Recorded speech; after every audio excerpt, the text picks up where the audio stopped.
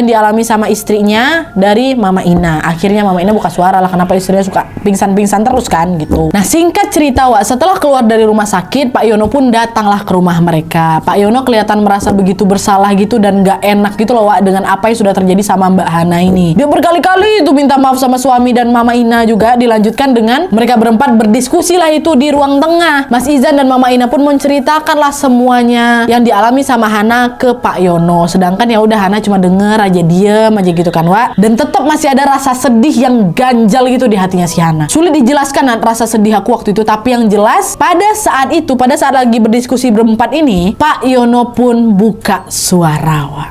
Pak Yono akhirnya bercerita tentang rumah yang mereka tinggali.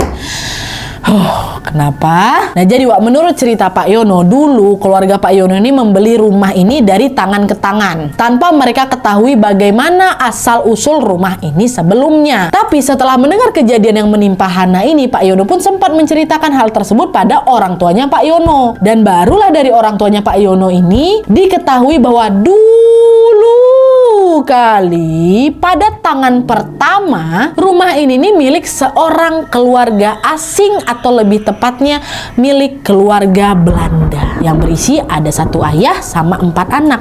Anak pertama, anak kedua perempuan, anak ketiga, anak keempat laki-laki. Dan mereka tinggal di rumah itu cukup lama sebelum akhirnya sang ayah menghilang entah kemana Wak. Tinggal adik-beradik ini berempat aja. Dan seiring berjalannya waktu, naasnya mereka berempat dihabisi oleh orang pribumi dan Nipong yang tidak suka pada keberadaan mereka di sini. Kurang lebih kayak cerita Ivana kan Wak? Kayak gitu. Nah katanya juga Wak, ya menurut ceritanya Pak Yono yang didapat dari orang tuanya ini, di sekitar sini memang banyak keluarga Belanda yang tinggal. Waktu dulu maksudnya ya. Sampai akhirnya beberapa di antara mereka ini balik lagi ke negara asal mereka. Dan ada juga beberapa di antara mereka yang dihabisi juga sama seperti mereka berempat oleh pribumi ataupun Nipong. Dan setelah menceritakan itu, Pak Yono pun berkali-kali minta maaf karena dia sama sekali juga nggak tahu cerita rumah ini dari awal. Dulu kakak saya pernah tinggal di rumah ini, tapi saya nggak pernah dengar cerita-cerita aneh dari kakak saya. Apa mungkin karena kakak saya nggak enak cerita apa kayak gimana? Karena saya udah ngasih rumah ini secara gratis. Tapi yang jelas saya minta maaf ya Pak Izan, Bu Hana. Harusnya saya cari tahu dulu nih tentang asal-usul rumah saya ini. Jadi nggak enak Wak, karena kan kalau pingsan-pingsan terus kan bisa menyelakai